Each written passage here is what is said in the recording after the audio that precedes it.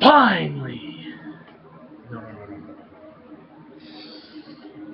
Finally!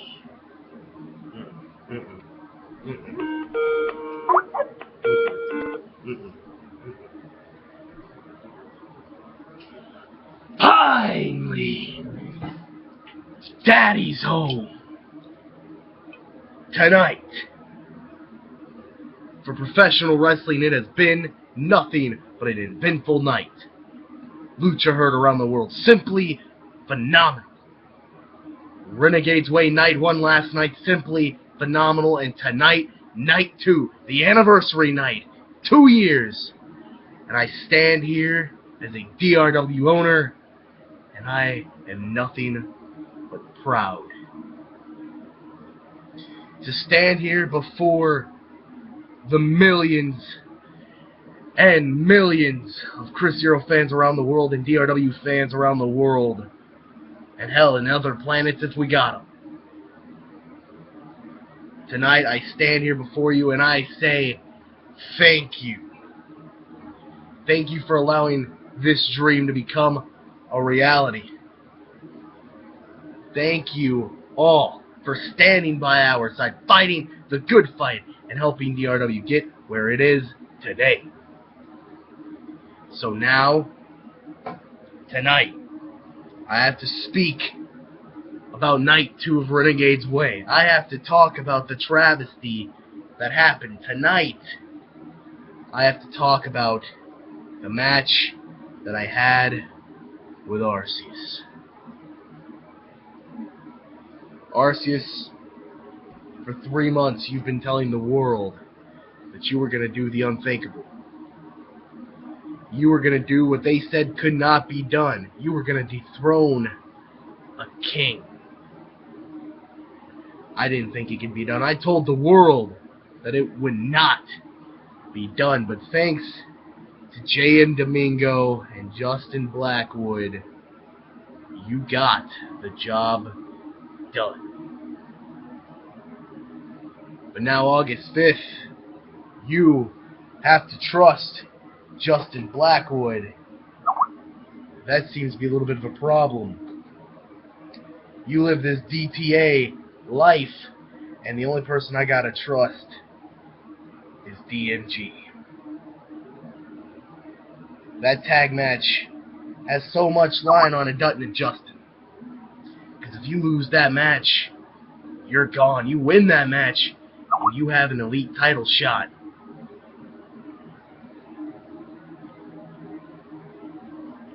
Good. Because if you win, if your team wins, that means a Destination War, August 16th in Tokyo, Japan, where it all began. That at August 16th, I not only get to kick Arceus' ass, but I get my revenge and I get to whoop your bitch ass all over Tokyo. But it also, I wanted to speak on something else. Something that happened earlier on in a radio show. Chris DeLeon, a legend in this business. A man who has sold out arenas all around the world. He's been a champion everywhere he has been. You want to blame me for your failures. You want to blame me because a young upstart like Miguel Roderick put you in your place. MR'd you off the top of the ladder and sent you home through a table.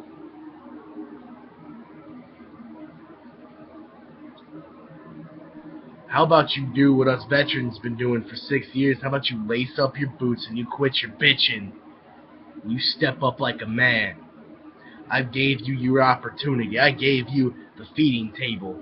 I told you September 27th in Chris Hero's hometown of Atlanta, Georgia, you step into my hometown and you fight the man who always wins the big one.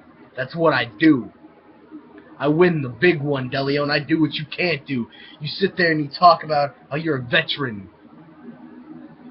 To be a veteran, you gotta do some remarkable things. You gotta do some historic things. What the hell have you done in the last year? What the hell have you done in the last 2 years? I'll tell you what I've been doing for the last 2 years. I've been making history. I've been winning world titles. I've been selling out arenas. I've been running a company straight to the top. I have fought bona fide Hall of Famers. I have fought Hall of Famers. And I have fought and I have beat and I've been beaten by some of the very best.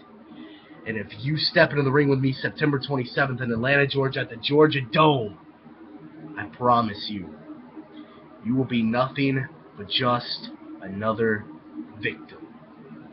King of the underdogs. You're like old Yeller De Leon, and I'm going to put you out. So call VTech, reserve a room at the retirement home, because you're going to need it, pal. So in Chris Zero's final thoughts, take care of yourself and each other, and when you become an old washed up has-been, remember where you came from. And don't start mouthing to the 6-year veteran who still has enough fight left in him to shove his size 13.5 boot square up your boyfriend's pudding hole.